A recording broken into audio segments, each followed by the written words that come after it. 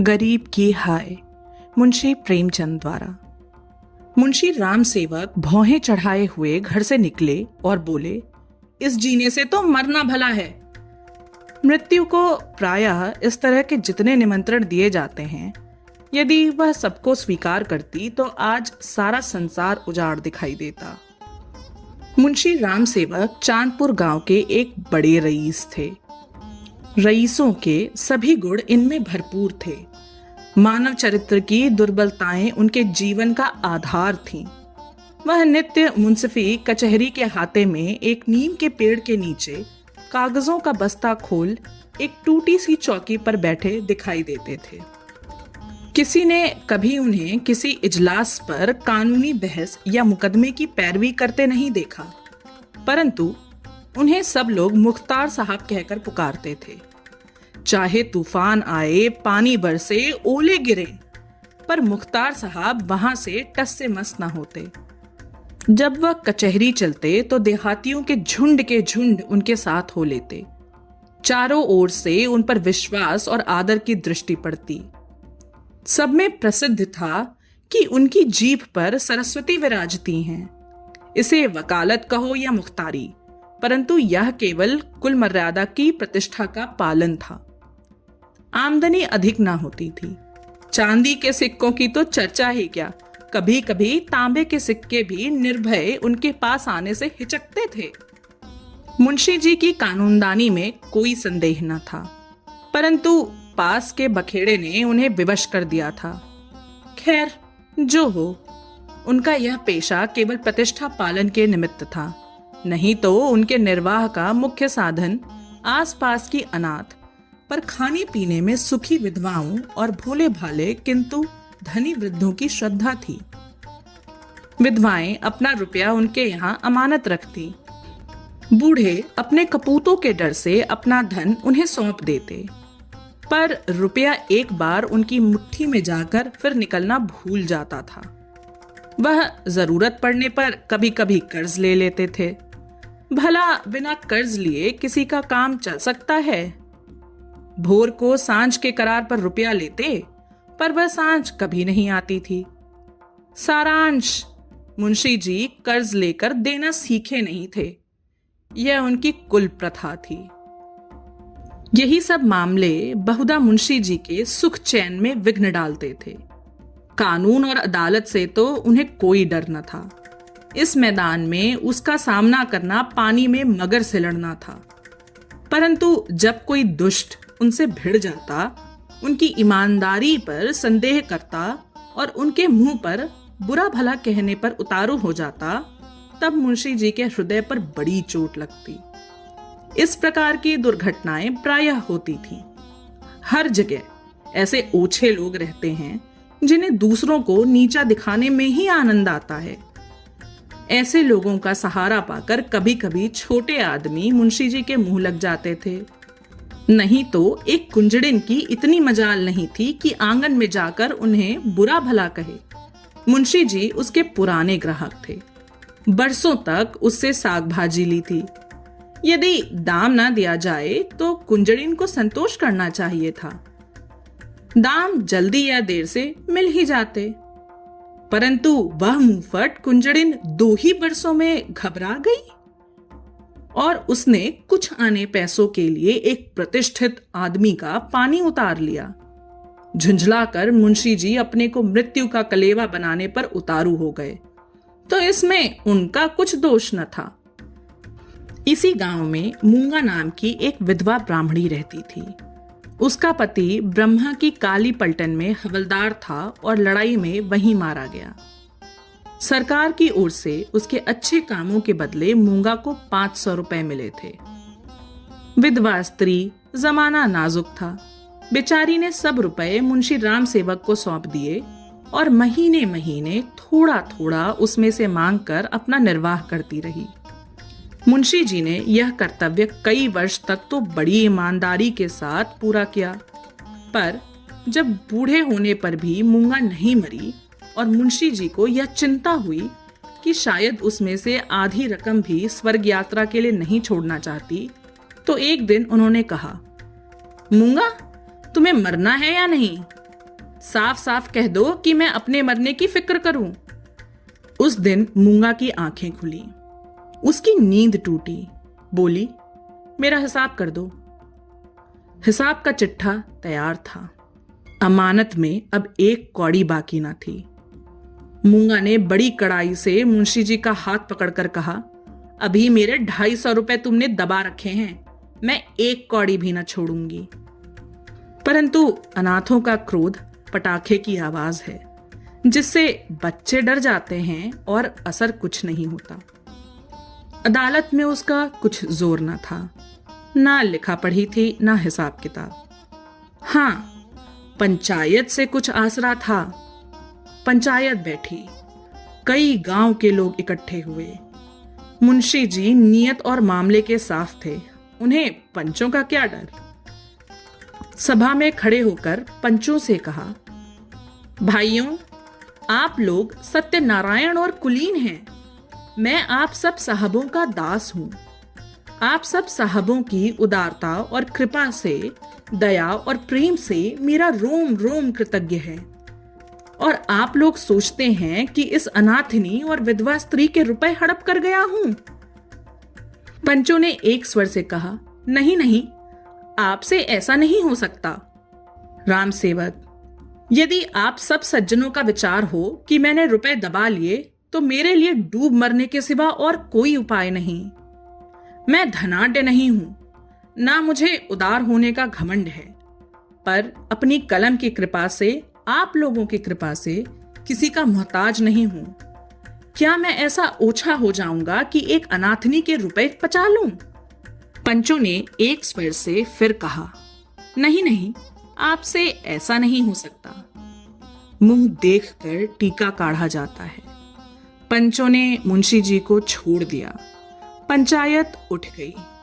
मूंगा ने आह भरकर संतोष किया और मन में कहा, अच्छा, यहां ना मिला तो ना सही, वहां कहां जाएगा। अब कोई मूंगा का दुख सुनने वाला और सहायक ना था। दरिद्रता से जो कुछ दुख भोगने पड़ते हैं, वह सब उसे झेलने पड़े। वह शरीर से पुष्ट थी, चाहती तो परिश्रम कर सकती थी। पर जिस दिन पंचायत पूरी हुई, उसी दिन उसने काम ना करने की कसम खा ली। अब उसे रात दिन रुपयों की रट लगी रहती।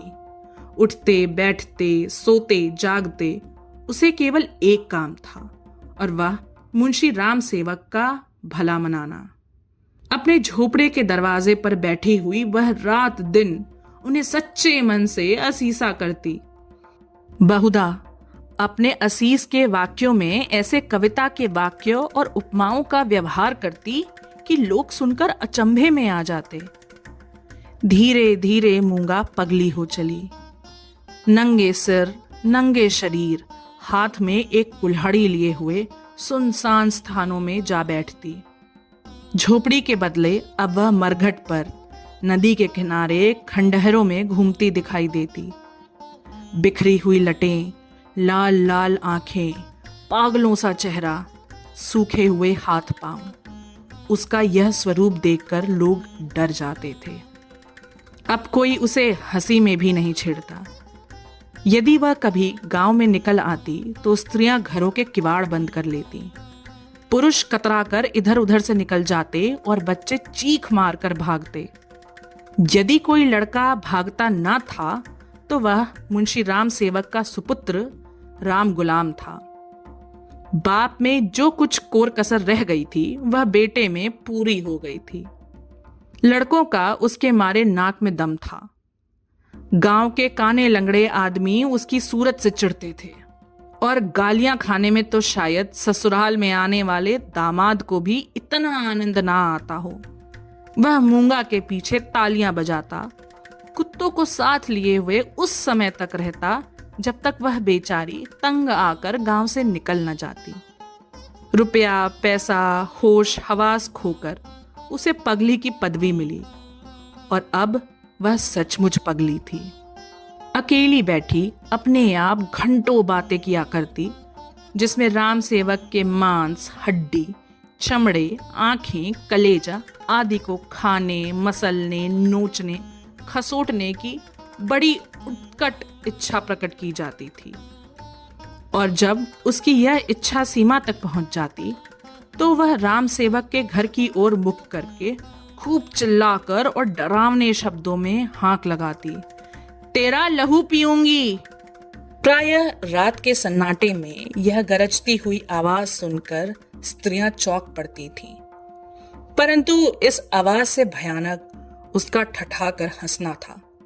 मुंशी जी के लहू पीने की कल्पित खुशी में वह जोर से हंसा करती थी। इस ठठाने से ऐसी आसुरिक उदंडता, ऐसी पाशविक उग्रता टपकती थी कि रात को सुनकर लोगों का खून ठंडा हो जाता था। मालूम होता मानो सैकड़ों उल्लू एक साथ हंस रहे हैं। मुंशी राम सेवक बड़े हौसले और कलेजे के आदमी थे। ना उन्हें दीवानी का डर था, ना फौजदारी का, परंतु मूंगा के इन डरावने शब्दों को सुनकर वह भी सहम जाते। हमें मनुष्य के न्याय का डर ना हो, परंतु ईश्वर के न्याय का डर प्रत्येक मनुष्य के मन में कभी कभी ऐसी ही भावना उत्पन्न कर देता, उनसे अधिक उनकी स्त्री के मन में। उनकी स्त्री बड़ी ही चतुर थी। वह उनको इन सब बातों में प्रायः सलाह दिया करती थी।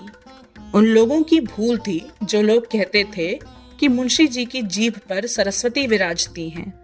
वह गुण तो उनकी स्त्री को प्राप्त था। बोलने में वह उतनी ही तेज थी जितना मुंशी जी लिखने में थे, और यह दोनों स्त्री पुरुष प्रायः अपनी अवशदशा में सलाह करते कि अब क्या करना चाहिए। आधी रात का समय था। मुंशी जी नित्य नियम के अनुसार अपनी चिंता दूर करने के लिए शराब के 2-4 घूंट पीकर सो गए थे। यकायक मूंगा ने उनके दरवाजे पर आकर जोर से हाक लगाई, तेरा लहू पीऊंगी, और खूब खिलखिलाकर हंसी। मुंशी जी यह भयावह ठहाका सुनकर चौंक पड़े। डर के मारे पैर थर थर कांपने लगे, कलेजा धक धक करने लगा। दिल पर बहुत जोर डालकर उन्होंने दरवाजा खोला। जाकर नागिन को जगाया। नागिन ने झुंझला कर कहा, क्या है, क्या कहते हो? मुंशी जी ने दबी आवाज से कहा, वह दरवाजे पर खड़ी है। नागिन उठ बैठी। क्या कहती है? तुम्हारा सिर। क्या दरवाजे पर आ गई? हाँ, आवाज नहीं सुनती हो? नागिन मूंगा से नहीं, परंतु उसके ध्यान से बहुत डरती थी। तो भी उसे विश्वास था कि मैं बोलने में उसे जरूर नीचा दिखा सकती हूं। संभल कर बोली, कहो तो मैं उससे 2-2 बातें कर लूं। परंतु मुंशी जी ने मना किया। दोनों आदमी पैर दबाए द्योड़ी में गए और दरवाजे से झांक कर देखा। मूंगा की धुंधली मूरत धरती पर पड़ी थी और उसकी सांस तेजी से चलती हुई सुनाई देती थी। राम सेवक के लहू मांस की भूख में वह अपना लहू और मांस सुखा चुकी थी। एक बच्चा भी उसे गिरा सकता था, परंतु उससे सारा गांव थर थर कांपता था। हम जीते मनुष्य से नहीं डरते, पर मुर्दे से डरते हैं। रात गुजरी, दरवाजा बंद था, पर मुंशी जी और नागिन ने बैठकर रात काटी। मूंगा भीतर नहीं घुस सकती थी, पर उसकी आवाज को कौन रोक सकता था? मूंगा से अधिक डरावनी उसकी आवाज थी। भोर को मुंशी जी बाहर निकले और मूंगा से बोले, यहां क्यों पड़ी है? मूंगा बोली, तेरा लहू पीऊंगी। नागिन ने बल खाकर कहा, तेरा मुंह झुलस दूंगी। पर नागिन के विष ने मूंगा पर कुछ असर न डाला। उसने जोर से ठहाका लगाया। नागिन खिसियानी सी हो गई। हंसी के सामने मुंह बंद हो जाता है। मुंशी जी फिर बोले, यहां से उठ जा। ना उठूंगी। कब तक पड़ी रहेगी? तेरा लहू पीकर जाऊंगी। मुंशी जी की प्रखर लेखनी का यहां कुछ जोर न चला और नागिन की आग भरी बातें यहां सर्द हो गईं। दोनों घर में जाकर सलाह करने लगे, यह भला कैसे टलेगी? इस आपत्ति से कैसे छुटकारा होगा? देवी आती है तो बकरे का खून पीकर चली जाती है। पर यह डायन मनुष्य का खून पीने आई है।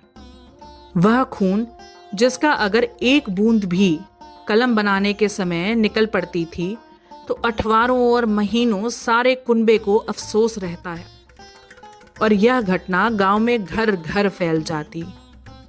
क्या वही लहू पीकर मूंगा का सूखा शरीर हरा हो जाएगा?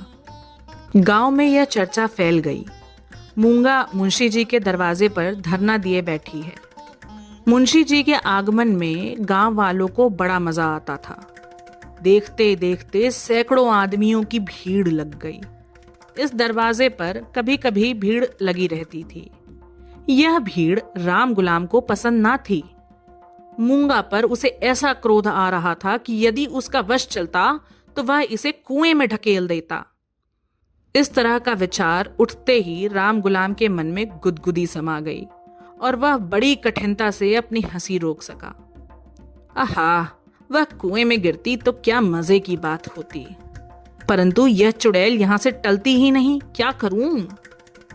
मुंशी जी के घर में एक गाय थी जिसे खाली दाना और भूसा तो खूब दिया जाता, पर वह सब उसकी हड्डियों में मिल जाता।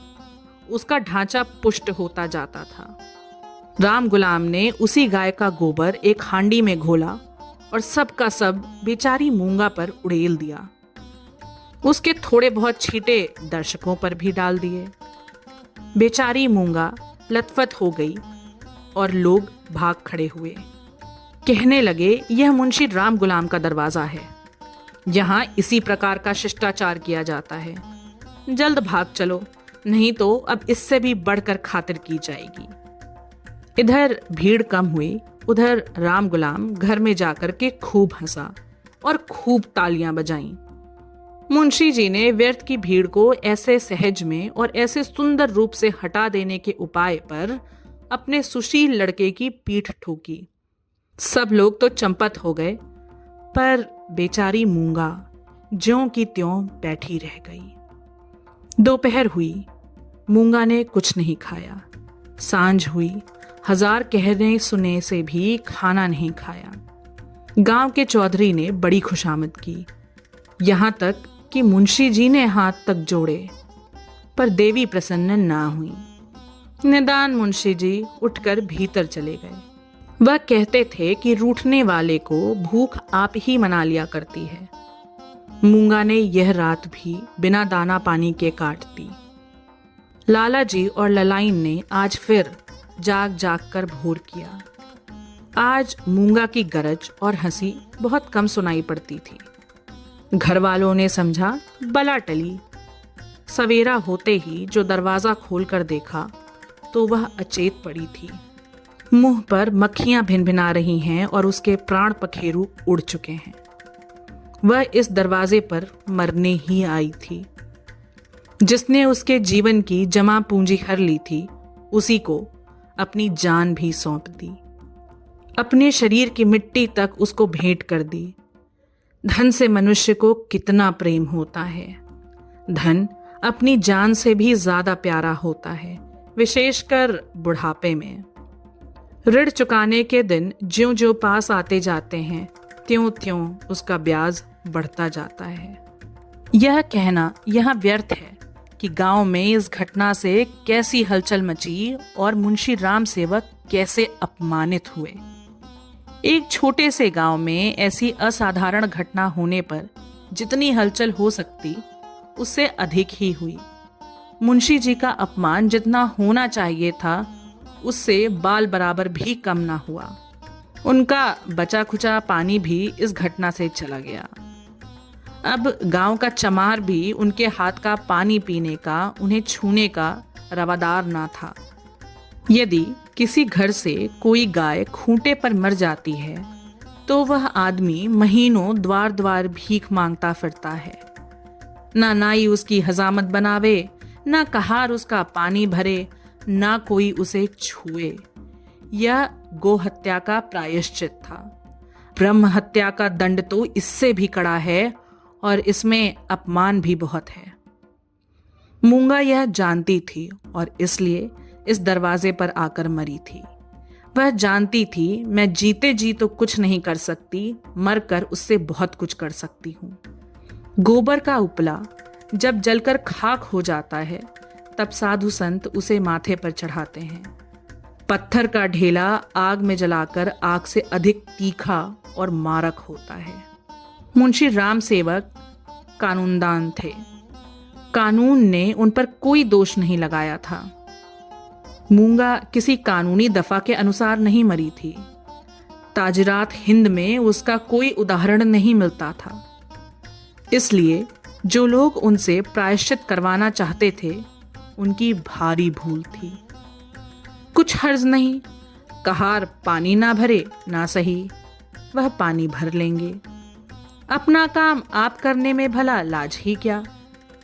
बला से नाई बाल ना बनावेगा, हजामत बनाने का काम ही क्या है। दाढ़ी बहुत सुंदर वस्तु है। दाढ़ी मर्द की शोभा और श्रृंगार है, और जो फिर बालों से ऐसी घिन होगी तो एक एक आने में तो अस्तुरे मिलते हैं। धोबी कपड़े ना धोएगा, इसकी भी कुछ परवाह नहीं। साबुन तो गली गली कौड़ियों के मोल आता है। एक बट्टी साबुन में दर्जनों कपड़े ऐसे साफ हो जाते हैं जैसे बगुले का पर। धोबी क्या खाकर ऐसा साफ कपड़ा धोएगा। पत्थर पर पटक पटक कर कपड़ों का लत्ता निकाल लेता है। आप पहने, दूसरों को भाड़े पर पहनाए, भट्टी में चढ़ाए, रेह में भिगोए। कपड़ों की तो दुर्गति कर डालता है। जभी तो कुर्ते 2-3 साल से अधिक नहीं चलते। नहीं तो दादा हर 5वें बरस 2-3 अचकन और 2 कुर्ते बनवाया करते थे। मुंशी राम सेवक और उनकी स्त्री ने दिन भर तो यूं ही कहकर अपने मन को समझाया। सांझ होते ही उनकी तर्कनाएं शिथिल हो गईं। अब उनके मन पर भय ने चढ़ाई की। जैसे तैसे रात बीतती थी, भय भी बढ़ता जाता था। बाहर का दरवाजा भूल से खुला रह गया था, पर किसी की हिम्मत ना पड़ती थी कि जाकर बंद तो कराए। निदान नागिन ने हाथ में दिया लिया। मुंशी जी ने कुल्हाड़ा, राम गुलाम ने गड़ासा। इस ढंग से तीनों आदमी चौंकते हिचकते दरवाजे पर आए। यहां मुंशी जी ने बहादुरी से काम लिया। उन्होंने नी धड़क दरवाजे से बाहर निकलने की कोशिश की। कांपते हुए पर ऊंची आवाज में नागिन से बोले, तुम व्यर्थ डरती हो। वह क्या यहां बैठी है? पर उनकी प्यारी नागिन ने उन्हें अंदर खींच लिया और झुंझला कर बोली, तुम्हारा यही लड़कपन तो अच्छा नहीं। यह दंगल जीतकर तीनों आदमी रसोई के कमरे में आए और खाना पकने लगा। परंतु मूंगा उनकी आंखों में घुसी हुई थी। अपनी परछाई को देखकर मूंगा का भय होता था। अंधेरे कोने में मूंगा बैठी मालूम होती थी। वही हड्डियों का ढांचा, वही बिखरे हुए बाल, वही पागलपन, वही डरावनी आंख मूंगा का नक्शक दिखाई देता था। इसी कोठरी में आटे दाल के कई मटके रखे हुए थे। वहां कुछ पुराने चिथड़े भी पड़े हुए थे। एक चूहे को भूख ने बेचैन किया। मटकों ने कभी अनाज की सूरत ना देखी थी, पर सारे गांव में मशहूर था कि इस घर के चूहे गजब के डाकू हैं। तो वह उन दानों की खोज में जो मटकों से कभी नहीं गिरे थे, रेंगता हुआ इस चिथड़े के नीचे आ निकला। कपड़े में खड़बड़ाहट हुई। फैले हुए चिथड़े मूंगा की पतली टांगें बन गईं।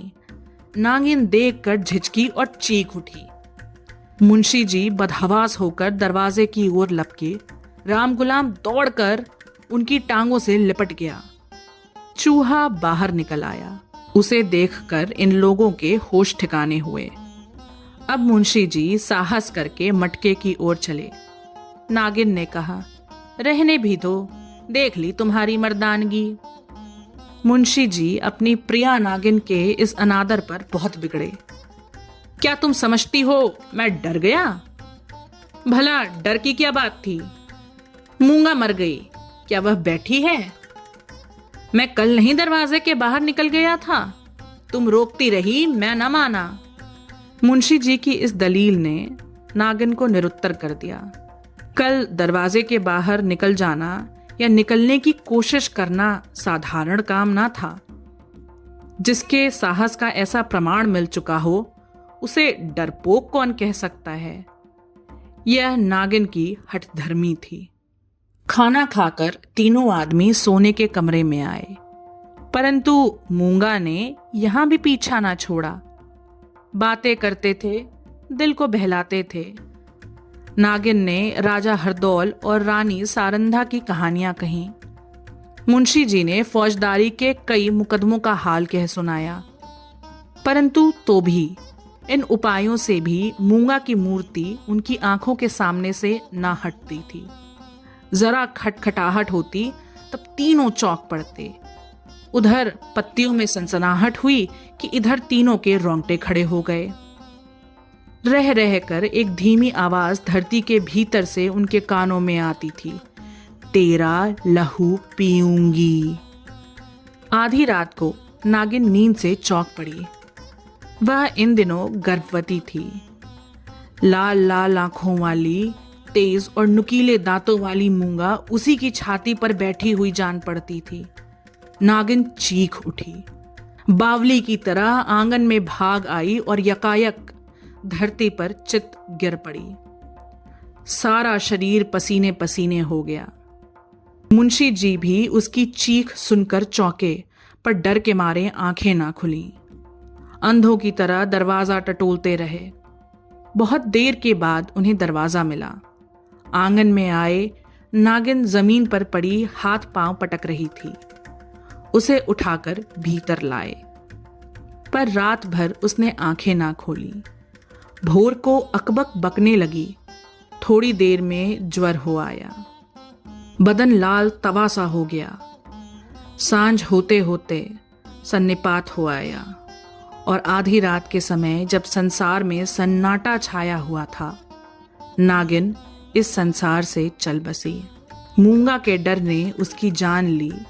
जब तक मूंगा जीती रही, वह नागिन की फुफकार से सदा डरती रही। पगली होने पर भी उसने कभी नागिन का सामना नहीं किया, पर अपनी जान देकर उसने आज नागिन की जान ली। भय में बड़ी शक्ति है। मनुष्य हवा में एक गिरह भी नहीं लगा सकता, पर इसने हवा में एक संसार रच डाला है। रात बीत गई, दिन चढ़ता आता था, पर गांव का कोई आदमी नागिन की लाश उठाने को आता ना दिखाई दिया। मुंशी जी घर घर घूमे, पर कोई ना निकला। भला हत्यारे के दरवाजे पर कौन जाएगा? हत्यारे की लाश कौन उठाएगा? इस समय मुंशी जी का रोबदाब, उनकी प्रबल लेखनी का भय और उनकी कानूनी प्रतिभा एक भी काम न आई। चारों ओर से हारकर मुंशी जी फिर अपने घर आए। यहाँ उन्हें अंधकार ही अंधकार दिखता था। दरवाजे तक तो आए, पर भीतर पैर नहीं रखा जाता था। ना बाहर ही खड़े रह सकते थे। बाहर मूंगा थी, भीतर नागिन। जी को कड़ा करके हनुमान चालीसा का पाठ करते हुए घर में घुसे। उस समय उनके मन पर जो बीतती थी वही जानते थे। उनका अनुमान करना कठिन है। घर में लाश पड़ी हुई, ना कोई आगे ना पीछे। दूसरा ब्याह तो हो सकता था। अभी इसी फागुन में तो 50वां लगा है, पर ऐसी सुयोग्य और मीठी बोलने वाली स्त्री कहाँ मिलेगी? अफसोस, अब तगादा करने वालों से बहस कौन करेगा? कौन उन्हें निरुत्तर करेगा? लेन देन का हिसाब किताब कौन इतनी खूबी से करेगा? किसकी कड़ी आवाज तीर की तरह तगादेदारों की छाती में चुभेगी? यह नुकसान अब पूरा नहीं हो सकता। दूसरे दिन मुंशी जी लाश को एक ठेले गाड़ी पर लादकर गंगा जी की तरफ चले। शव के साथ जाने वालों की संख्या कुछ भी न थी। एक स्वयं मुंशी जी, दूसरे उनके पुत्र रत्न राम गुलाम जी। इस बेइज्जती से मूंगा की लाश भी नहीं उठी थी। मूंगा ने नागिन की जान लेकर भी मुंशी जी का पिंड ना छोड़ा। उनके मन में हर घड़ी मूंगा की मूर्ति विराजमान रहती थी। कहीं रहते उनका ध्यान इसी ओर रहा करता था। यदि दिल बहलाव का कोई उपाय होता तो शायद वह इतने बेचैन ना होते। पर गांव का एक पुतली भी उनके दरवाजे की ओर ना झांकता था।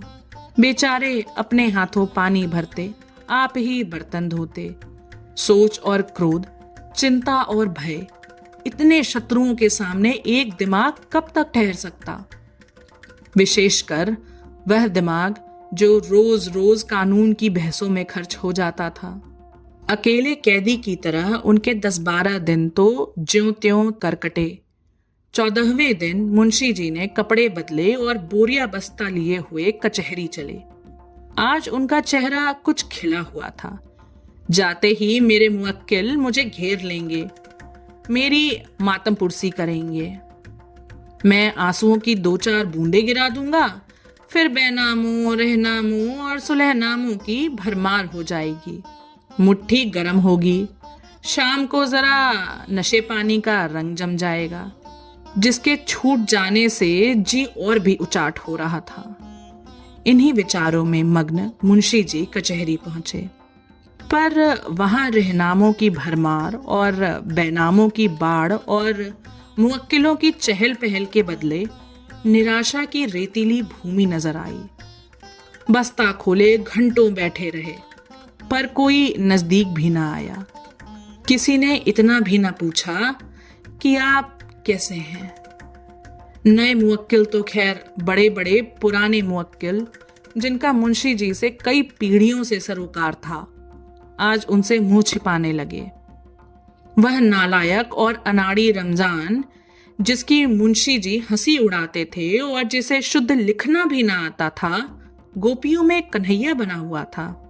वाह रे भाग्य! मुवक्किल यूं मुंह फेरे चले जाते हैं मानो कभी की जान पहचान ही नहीं। दिन भर कचहरी की खाक छानने के बाद मुंशी जी अपने घर चले। निराशा और चिंता में डूबे हुए ज्यों-ज्यों घर के निकट आते थे, मूंगा का चित्र सामने आता जाता था। यहां तक कि जब घर का द्वार खोला और 2 कुत्ते, जिन्हें राम गुलाम ने बंद कर रखा था, झटपट बाहर निकले, तो मुंशी जी के होश उड़ गए। एक चीख मारकर जमीन पर गिर पड़े। मनुष्य के मन और मस्तिष्क पर भय का जितना प्रभाव होता है, उतना और किसी शक्ति का नहीं। प्रेम, चिंता, निराशा, हानि, यह सब मन को अवश्य दुखित करते हैं। यह हवा के हल्के झोंके हैं और भय प्रचंड आंधी है। मुंशी जी पर इसके बाद क्या बीती मालूम नहीं। कई दिन तक लोगों ने उन्हें कचहरी जाते और वहां से मुरझाए हुए लौटते देखा। कचहरी जाना उनका कर्तव्य था, और यद्यपि वहां मुवक्किलों का अकाल था, तो भी तगादे वालों से गला छुड़ाने और उनको भरोसा दिलाने के लिए अब यही एक लटका रह गया था। इसके बाद वह कई महीने तक दिख ना पड़े। बद्रीनाथ चले गए। एक दिन गांव में एक साधु आया, भभूत रमाए, लंबी लंबी जटाएं, हाथ में कमंडल। इसका चेहरा मुंशी राम सेवक से बहुत मिलता जुलता था। बोलचाल भी अधिक भेद ना था। वह एक पेड़ के नीचे धुनी रमाए बैठा रहा। उसी रात को मुंशी राम सेवक के घर धुआं उठा, फिर आग की ज्वाला दिखने लगी और आग भड़क उठी। गांव के सैकड़ों आदमी दौड़े, आग बुझाने के लिए नहीं, तमाशा देखने के लिए। एक गरीब की हाय में कितना प्रभाव है। राम गुलाम मुंशी जी के गायब हो जाने पर अपने मामा के यहाँ चला गया और वहां कुछ दिनों रहा, पर वहां उसकी चाल ढाल किसी को पसंद ना आई। एक दिन उसने किसी के खेत में मूली नोची। उसने 2-4 धौल लगाए। उस पर वह इस तरह बिगड़ा कि जब उसके चने खलिहान में आए तो उसने आग लगा दी। सारा का सारा खलिहान जलकर खाक हो गया। हजारों रुपयों का नुकसान हुआ। पुलिस ने तहकीकात की। राम गुलाम पकड़ा गया। इसी अपराध में वह चुनार के रिफॉर्मेटरी स्कूल में मौजूद है।